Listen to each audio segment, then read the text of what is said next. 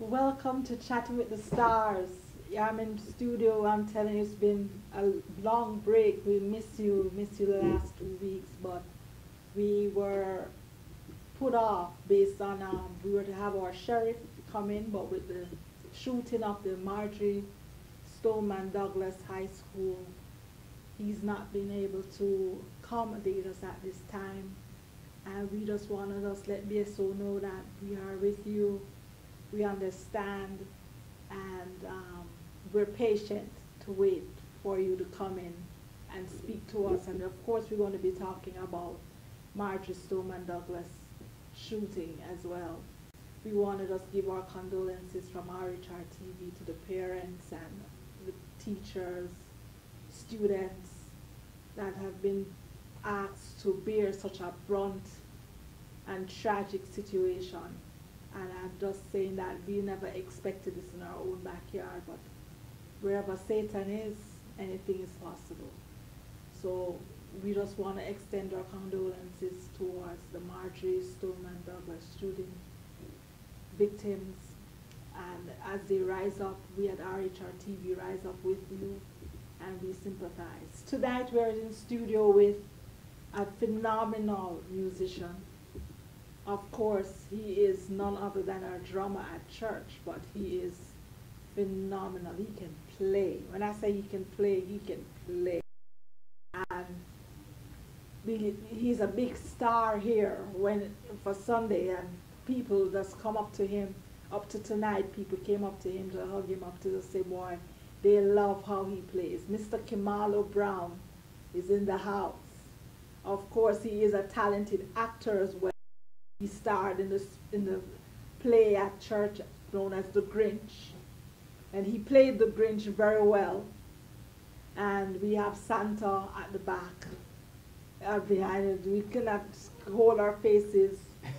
We're trying to hold it, but you know, I'm telling you, I wonder what they were thinking to let Milo play the Grinch, and that's what he's called. He's called Milo, and in Jamaica, there's a special tea that we call Milo, and he loves the tea, and then the name sticks, so he really, really deserves this name, Milo. And we just want to welcome him to the set of Chatting with the Stars. Thank you for having me. Thank you. Thank You're you. welcome. Thank You're you. welcome. Mr. Actor. Yes, ma'am. How are you? I'm doing phenomenal tonight. I'm doing great. Giving God thanks. Giving God thanks. Good. Your name. Tell me about how you got the name Milo. Well, actually, you know, when I met my grandpa, I was sitting down with him one day with the rest of the grandkids, and he didn't actually, because he's old, he was, you know, getting up in age and all of that, he didn't remember all of us by name.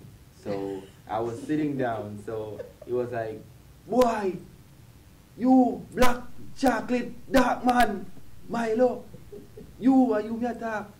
So, you know, that's how I got the name Milo.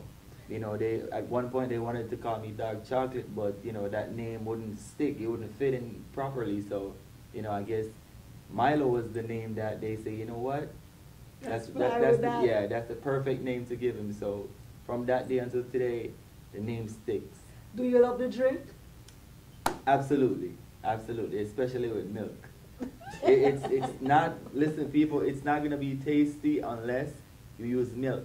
Not the fresh milk, but the condensed sweetened milk. That's the milk you need to use. So you really, really walk with this name proudly. Yes, it's, you know, it gives a great feeling to know that there's a product out there by the name of Milo. Mm-hmm. And, you know, I am walking with the name. I am walking with the name Milo. So, you know, I'm very proud to hold the name Milo. Okay. Tell us a little bit about your upbringing. You know, you're from Jamaica? Yes, I am from Jamaica. Where in Jamaica are you from? Well, actually, I hail from the parish of St. Anne, which, you know, every Jamaican is supposed to know as the fruit basket, the best place to be whenever any American want to take vacation. I'm from the cool hills of Chalky Hill, and you can find that in St. Anne, close to Ocherias. Yeah, and you're cool as well. Black and cool. Thank you. Tell us about, schooling. Well, actually, I attended the Chalk Hill Primary School, and from there I went on to the Ocherous High School, graduated from the Ocherous High School to Hartress NTA, move on from there. I went to Brownston Community College, and from there straight into the work field. What do you do now? Well, actually, Away from now, playing drums. He's a drummer, everybody. So, well, actually, I do a little cabinet work, and talent. I'm all around. I do whatever it is. I do from ceiling to floors and windows and doors. ceiling to floor, windows and doors. Yes, we do install cabinets, and we also do tiling and so forth. Okay, good. Now, do you always see yourself as being a musician Well, from actually, from a young age? well, to be honest, I love music. From I was like a little kid going to primary school, like about the age of 5, somewhere there. Um, I used to have this little place in the front of the yard. My grandparents, I grew up and hear them call it the barbecue. That's a place where they like lay out pimentos and stuff like that to dry and sell. I used to get like the old cheese can, the pan, and I would use find old pieces of cloth to use to make the pattern over the hole, so I can formulate the skin on my drums and stuff like that. So, I didn't thought I would be a musician, but because, of my background, my dad used to play the bass guitar, the rhythm guitar and stuff like that. I kind of fell in love with the drums. So that's how I, fell in love with the drums and started playing the drums. Your father passed on a couple weeks ago. You want to talk about that for a bit? Ah, yeah. With dad, yeah, with dad. Yeah, I to be honest, he's I would say he's more than just a dad. Most young people right now, especially young men, they don't have a dad. Myself fall in that position at this point. But I can say I thank God for the time that I've known him, the time that we spent together, the things that we do together and all of that. Those are going to be my memories. My little memories of what we did back in the past, and that's going to keep me going and going. My dad was a hero, and he was my mentor actually. That's how I became one of those persons that fell in love with music, because when I knew him, he was in church actually, playing the rhythm guitar, and at one point I was thinking about trying to learn how to play, but he was one of those skilled people that sometimes it's hard to catch. It's just the music that he's playing. I'm not He thinking didn't read about the music. no. He's play by ear. He just play by ear, and that's one of the things that I admire about him. He also used to play the bass guitar, and my dad, I loved him so much, although he's not here with us, with me, but he's in a better place. In the better place Yes, now. a better place in God's arms, resting. Resting, yeah. You grew up in church? Yes, I grew up in church. I am a grandmama's boy. Yes. Most people would say mama's boy, but truly I am blessed, and I can truly thank God for that, because growing up with a grandma, back in the day when you're growing up with your grandparents, you've been taught a lot of stuff, how to cook. Okay. And so you cook? well, yes, actually, yes, I do some cooking as well. But yeah, I grew up with my grandma, and she would always drag me to church. There was not one day that we never one Sunday that we never go to church. And one thing she always taught us to do is to pray. She never ever forget that, to tell us, pray in your going out, in your coming in, just keep on praying.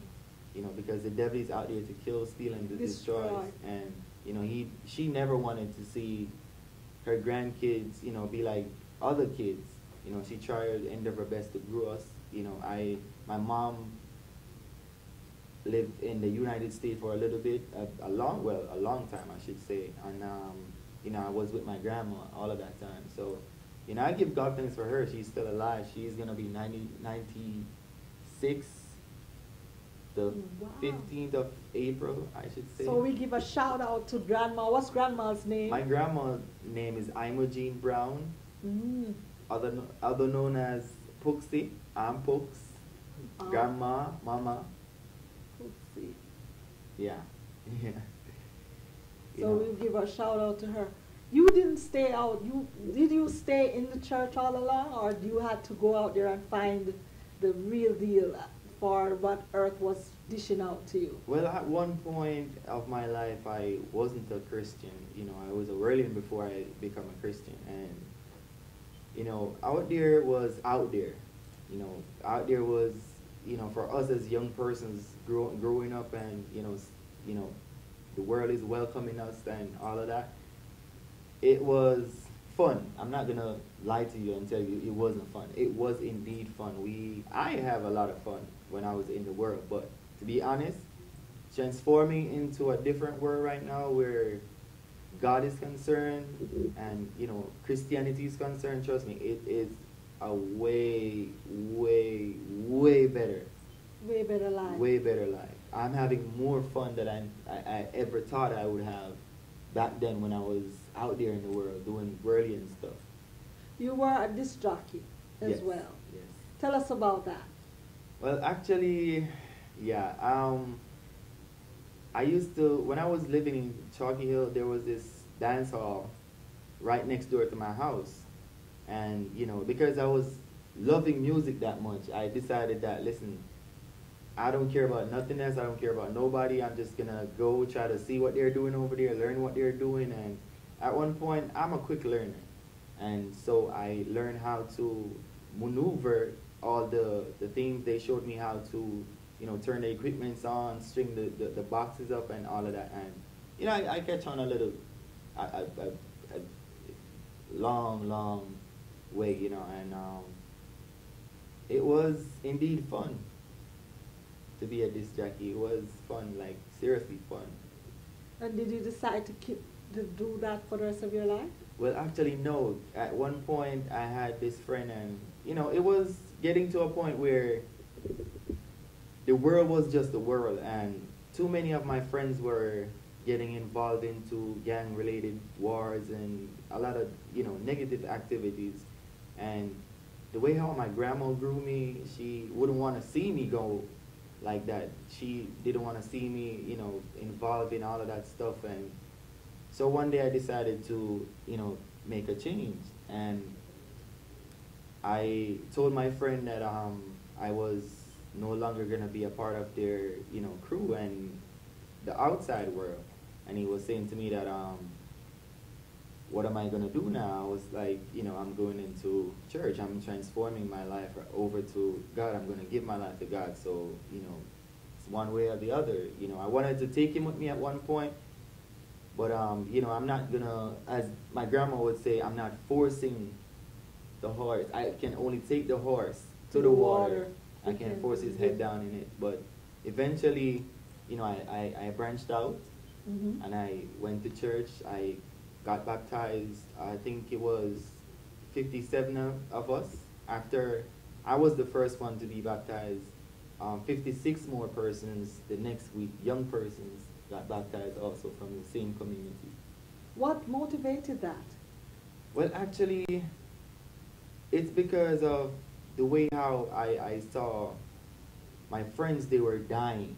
And, getting into all these different activities, smoking, drinking. I used to drink and, at one point I not really used to like take up the smoke every day or, because my grandma wasn't that type of person to play with like that. But I used to do the same thing that they were doing, but eventually, it was unbearable anymore. Right. But what made, was it your testimony that you said that brought in 56 young people to baptize behind you? Well, actually, to be honest, I don't know, but I think God have a plan for my life, and He had it at that particular moment, that time. And yes, I would say it's because of my testimony, that I give. And in my community, a lot of young people, they look up to me. I don't know why, for what reason, but I think it's, based upon my personality, the type of person that I am. I think a lot of young people, they look up to me like that. So, it was right there and then, yes, my testimony that I gave, and, because of the respect that I have given, I have shown to people, I get all of that back. Yes, because it's something that you have to earn. Yes. Rather than be dictated to. Right. That you want to be respected. Yes. Yes. Now, you went from transitioning from DJing to, did you start playing the drums in that church, or what age did you start playing the drums? I would say I started playing the drums from officially in church, like from the age of 11. And from there, I played like, not every Sunday, but I would play like every other Sunday, because there was, other people that wanted to, showcase their talent also on the drums. So I would be one of those persons that, they would also look up to teach and help them. Cause So you're a teacher of the drums as well? well, actually, yes. There's a lot of persons, male, females, that want to know how to play the drums also. And, for me, that, I give God thanks for my talent and my skills. I shared it among others too. And you do a little singing? Here and there, every now and then, the singing is sometimes when you're in the bathroom, you might, have a little song that you want to sing, and you might, tune in and, do a little thing, but I'm singing type of person, but yeah. Tell us about the acting. Well, the acting, I never would in a million years thought that I would ever do anything such as acting. I knew I would be, a musician, and pray to God and ask Him for more strength to, elevate in the music department, But acting, as far as acting is concerned, it was brought to my attention one Sunday. We were planning to have a event, a Christmas event, and my assistant, she came up to me and said to me, I want to ask you something. We are having a Christmas play coming up, and we are thinking about, we want to have some people to play different roles and parts in the play, but we want you to do a special part. And I was like, what special part could that be? And she was like, well, being as nobody wants to play the Grinch, then, you're the perfect person. I mean, everybody would love, they love your personality and all of that. And so I did not resist, because it's something that is going to motivate people, bring out people to come and laugh. Sometimes, yes, you got to laugh sometimes, free up your lungs, and all of that. But as far as acting is concerned, I don't know. I will just see where God is going to take me, where where He wants to lead me. I wouldn't question it. I would just follow. Right. You're a father? Yes. How old is your son? Well, my son is 11, gonna be 12 soon. And how did Grandma feel when you decided to go down the road of fatherhood? Well, listen, I want to tell you something about grandparents. They are very strict. In everything that they do, they are very strict. But one of the things that I respect about her was she did not bash me. She did not put me down. She did not throw me underneath the bus or anything like that. I didn't know anything about fatherhood. No. And she taught me a lot of stuff. a lot. And, she said, listen, you take up this responsibility now, you gotta push yourself. And she told me at one point, don't stop going to school because, I graduated from high school and I was going to Hard Trust, NTA, at the time that I got my son. And, I still didn't give up. I said that I would still go How to did school. you break the news? Well, it was one day it was one day I told my grandma because I don't hide anything from her. She's my rock. Yeah. If anything, listen, I'll take the blunt. I'll take it. But I told her that I have something that I wanted to say to her. Because grandparents are very smart, and trust me, But anyway, I brought the young lady over and invited her for dinner and all of that. Poor me. But they didn't, frown or anything, show any bad face or anything. My family is just this one set of warm people. So I brought her over and eventually it was late in the pregnancy. So I guess it was, It was short. It was short. So, that's she was a bit angry because I was still going to school and all of that. But eventually, it calmed down. When the smoke clears and everything, it was calmed down, and they accepted her open arms. And okay, you could welcome your son without any issues, no doubts, no problems or anything. What was it like holding your son at that young age for the Well, first time? To be honest, it was a mixed feeling. I was happy, I was sad, I was like, how am I going to do this? How am I going to take care of my son? Like, I'm still going to school and all of that, but, there's this man that he sits high and he looks down low, and whatever we ask of him, he's going to grant it to us. So, every day I would pray and ask God for help and, show me the way forward and, help me to, bring forth and provide for my family. How did you do that? What did you do? Well, actually, when I graduated from high school and I went to the Hard Trust NTA, I was working part-time. I went to school in the morning and I would I did applications for different fast food chains, and so I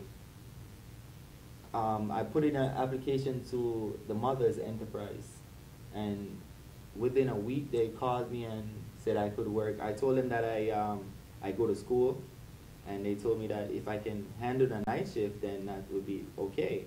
And I accepted it, and I worked there. I worked there for 4 years. Wow. Mother's is can you explain what Mother's is? Mother's is a fast food chain. It's like Burger King. They sell patties, patties, cocoa breads, all the type of, fast food, burgers and all of that stuff. Yeah, so that's in our country, Jamaica. So if you don't know where Mother's is, when you go to Ocherias, check out Mother's.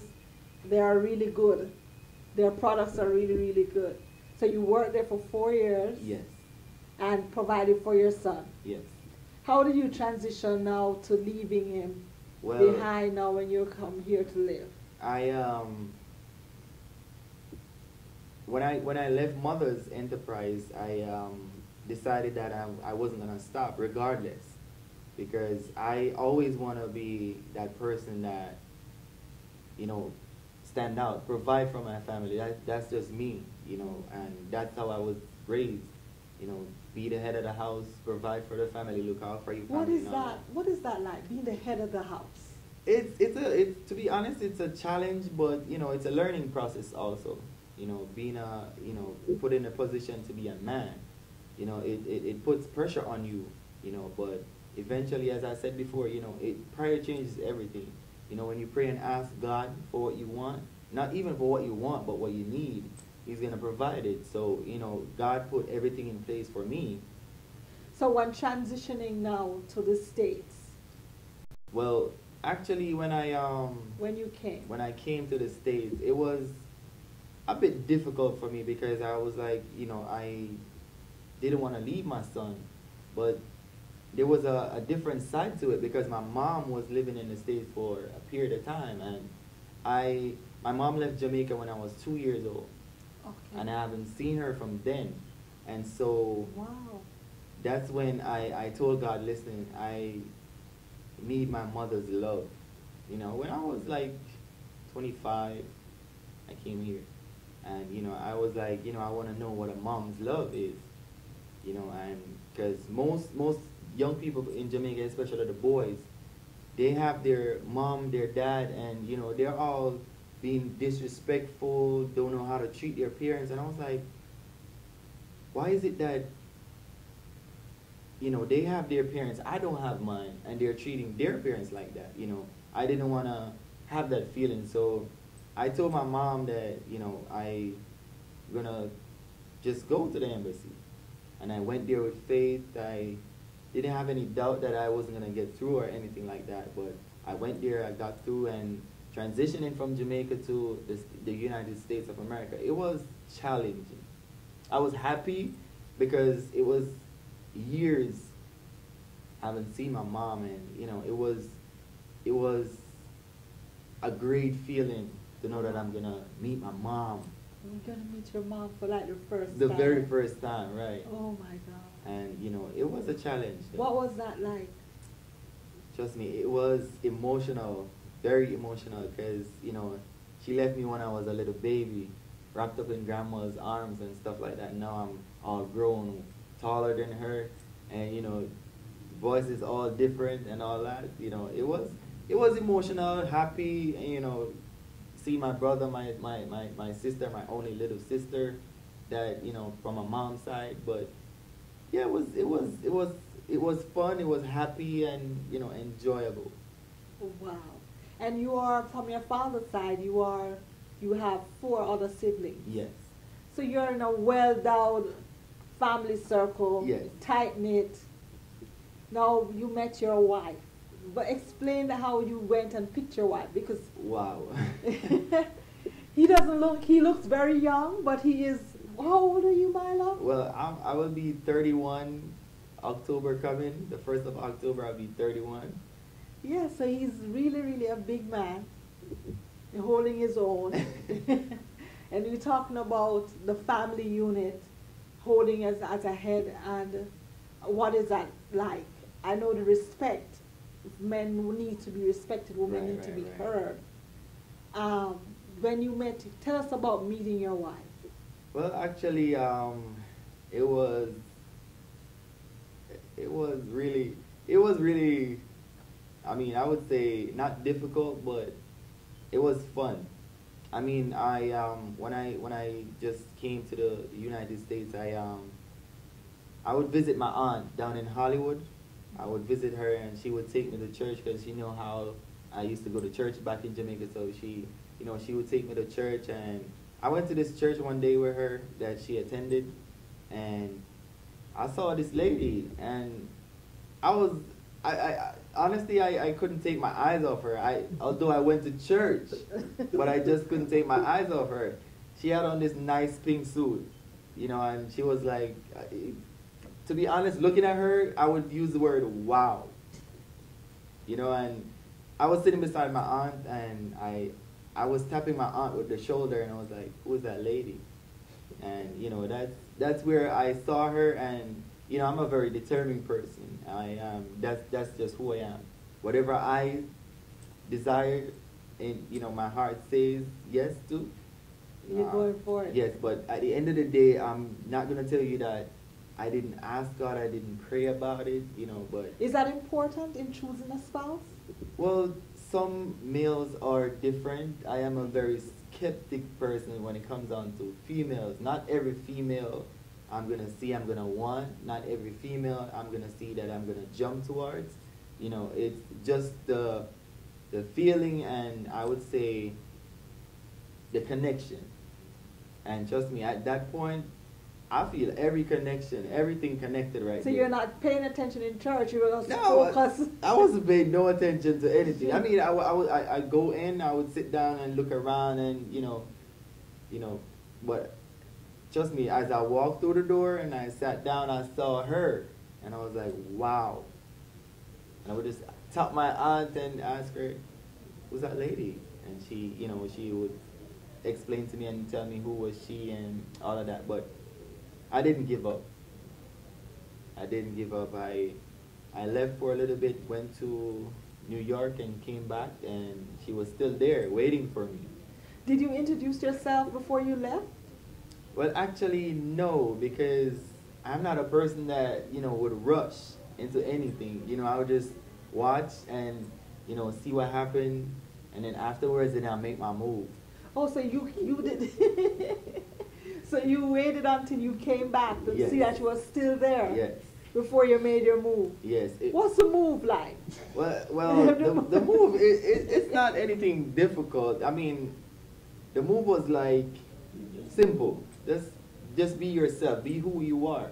If you stand in somebody else's character, then it won't work for you.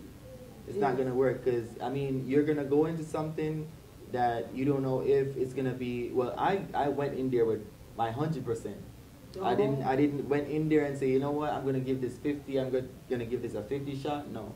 I went in there with 100%, and I tell myself, listen, whatever it takes, I'm gonna let this work. But the move was like, it wasn't a slick move. I just went over there being polite, intelligent, the person that I know I am. I just went over there and present myself. And did she turn it down? Well, actually, no. You know how some females would be like, trying to push you off, and no, she wasn't like that. She was just like this charm, I would say this little flower they call lily. Yeah. Yeah, she was like that. She was so beautiful, and she is still beautiful, just like that. And you were married for how long? Well, I'm married for 5 months now. Oh, you just got Yes, married? I'm a newlywed. You're a newlywed. Yes. And how is married life? Well, to be honest, it's a different world.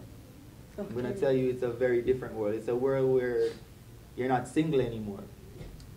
Okay. So things that you used to do in your single life, you have to throw that away. Not even to put it aside, but you just have to throw it away. Throw it in the trash. Get rid of it.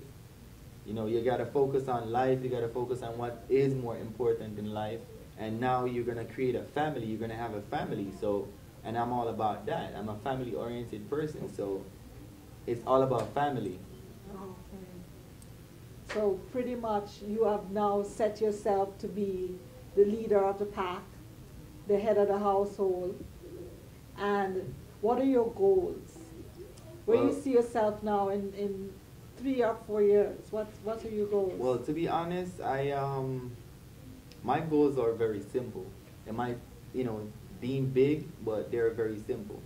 I love planes. Okay. Commercial aircraft. It don't matter which one it is. I just love planes, and to be honest, I see myself within less than the next 5 years. I'm gonna put it as training to become a commercial pilot. Aircraft pilot, because that's Why what commercial? I love. What about passenger? Well, I like the big planes. The small planes, I really, I mean, I love all of them, but my passion is not with the passenger planes. I would love to own my own little jet that I could fly my family wherever we want to go, and just flow with it. But actually, I love the commercial aircraft rather though. You love to do that? Yes. So you're working towards that. How is that going with the plans? Well, actually, I spoke to someone about it, and they told me exactly what to do, when to do, and whenever I'm ready, I should give them a call, and from there on, they will get me to where I need to be. The sky's the limit. Sky's the limit. What is the morale behind this? What are you taking from all of this? It's like you're not. Most people go through such a difficult time to get to what they want to do. You, on the other hand, things are just laid out for you, step by step. How does this affect your relationship with God when you see how easy things are at times for you? Well, I wouldn't say it affected it in any way. I would more say that it's a blessing. It's a blessing. It's just a blessing. When God have a plan for you, there's nothing that will stop or try to get into the path of that. When he set your life out, laid it out, step by step for you, I mean, it's you now who have to take up the mantle and walk with it and ensure that you're walking in the right path with it. How does this affect, now with playing the drums, and will that affect your music?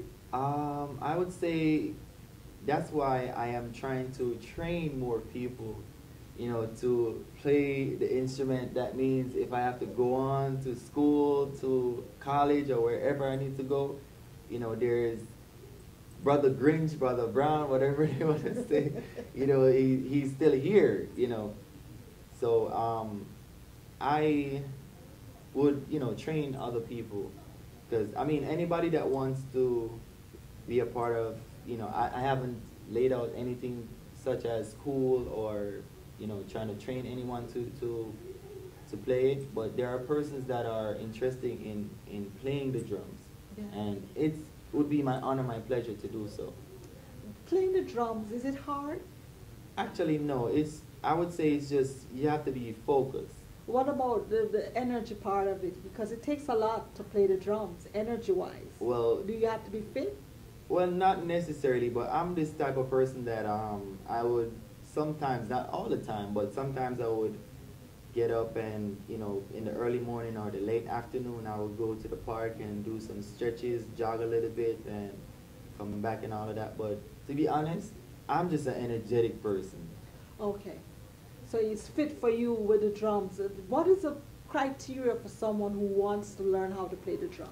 I mean, you don't have to have no criteria. I mean, you just come, you're interested in playing it, you want to learn how to play it, I'll just put you around it and show me exactly what you can do. Whatever you can do, just show me what you can do. Whatever you can't do, I will teach you whatever you can do. Okay. So we learned that you're a teacher as a... I try to help out here and there and everywhere where I can help out. So what is that like, wearing so many hats? You're a teacher, you're a musician, you want to play the planes, you're a father, you're a husband. Yeah, I mean, it's a lot, but to me it's not a lot. I still think that God had more stuff in store for me to do. That's why He's placing, I guess He's placing so many things in my life. Now you're a racer. You don't think you're gonna... Oh my God. That's another talent as well that he has. Tell us about the racing. It can be very detrimental at times. It's a part of my curriculum activity that I like to enjoy. That's a part of my enjoyment packages. In my enjoyment package, actually. I met a few friends from Trinidad.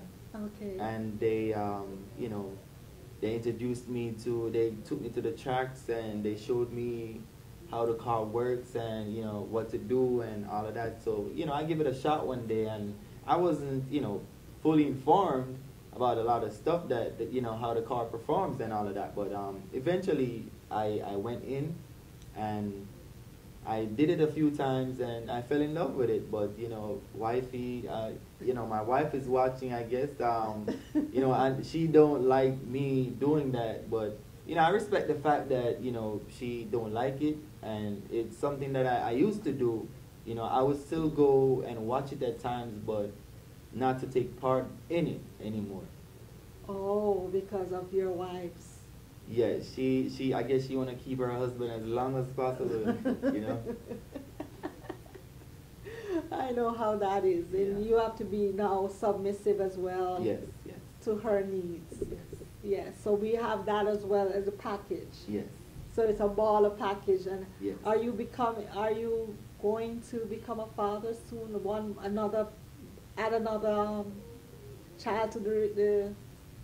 Well, actually, I whenever God says, whatever God says, it will happen. However, we just we gotta just, I want to be more focused on, building my family, my platform, and building on my platform, ensure that I have What's your platform like? my platform right now is firm. I would say firm, because you can't build on sandy platform. Eventually, one day when the storm comes, then your house is gonna crumble on you. So I try to build on a firm platform, which is my platform right now is firm. I would Talk put to it. the people, talk to the men out there about it, because most men just go around and have these kids, and then they don't walk away and leave the woman with them. What is that like watching that? And I mean, maybe you have peers who do that type of thing, but you're setting an example. What is that like being the example for your friends? Actually, I have a lot of friends that Look up to you. look up to me. So, things that I do, they watch me when I do it. And for all the young men out there that are watching and, who are fathers already and who, are thinking about being a father anytime soon, listen, think about it before you do it. Because when it happens, it's not something that you can walk away from. It's going to be there for you to deal with. And to be honest, you have to be positive at every given time. You can't be positive at this minute and negative at the next minute. You have to be positive because your children, they're going to be looking up to you as a dad. They want their dad. When mommy's not around, the dad is around. Most persons right now, especially fathers, they're not around for, their son. Most of them are in prison, most of them are dead, most of them are in gangs and, all that type of stuff. And trust me, for me, as a father, I don't want to have my son to be thinking about my dad is in prison or my dad is dead because he was in, I try to be there for my son, and it gets me upset at times when I see a lot of young men out there, they're holding guns, when sometimes when you're watching the news, they're showing you like young men in the prisons and, all of that. I'm saying to myself, what if? What if a dad was around? What difference would that make? But some men, some dad are just who they are. I mean, they get the child, they get the children, they, get the ladies pregnant and off they go. I mean, that's not men. Men don't behave like that. Men, when they do stuff, you have to be responsible. You own your stuff. Yeah, you got to own up to your stuff. You got to be responsible. You can't be irresponsible, because if you are irresponsible, then your child or your children are going to be irresponsible also.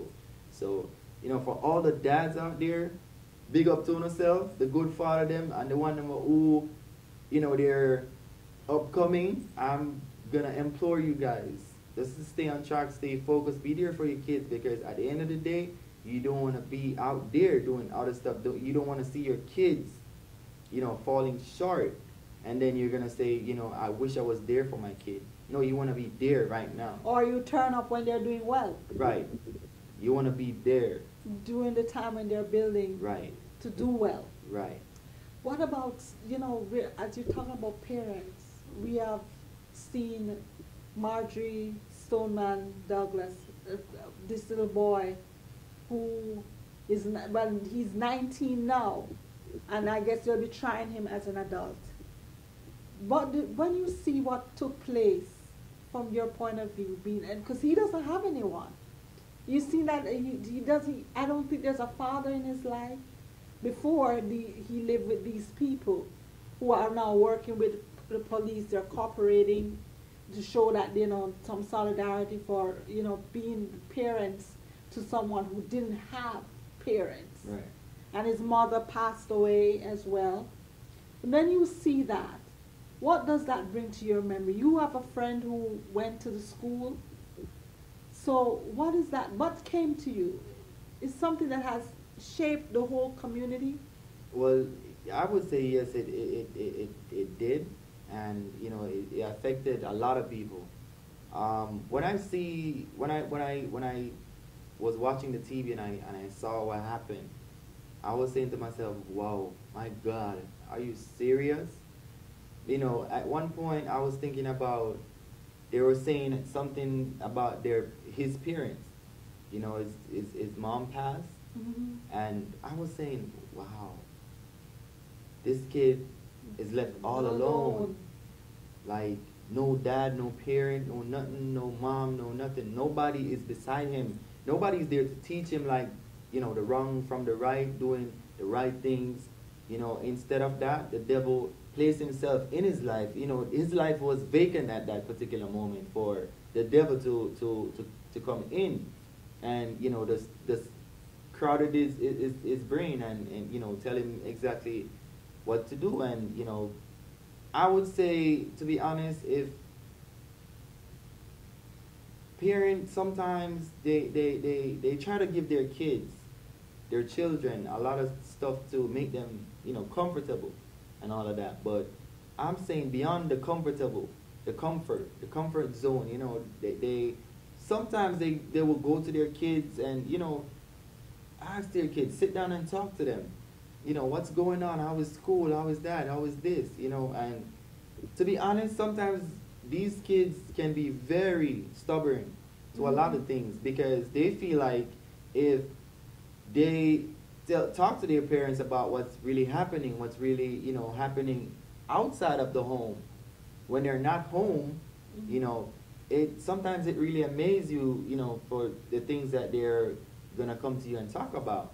And, you know, for that reason, it shaped me a whole lot. It shook me a whole lot because I'm saying there is a young man who was supposed to maybe be in college doing, you know, pursuing something, pursuing his dreams and all of that. Here he is now, you know, he took 17 other people, young people's lives. And trust me, I felt it from my head to my toe the day I was watching the news on the TV. And to be honest, I want to say to all the parents, stay in your children's life. Be in their life because at the end of the day, you are going to be accountable for their responsibilities if you don't teach them the right things. You know somebody who went to the school, how are they coping? Well, actually, I spoke to somebody that went to the school, and he's actually coming around now because, you know, I try to talk to him and let him know, you know, what to do, you know, talk to him and ensure that he's okay and all of that. And he's coping pretty well, you know, he's still shaking about the whole thing, but he's coming around little by little. Well, this was Chatting with the Stars. You've heard it. We brought in a star. There is no other name for Milo. Milo is a star wherever he goes, and he will continue to be a star drummer, the father, the husband, the parent, the mentor, the motivator, the teacher at his young age, teaching the drums, teaching everyone how to be good in leadership, and of course a husband.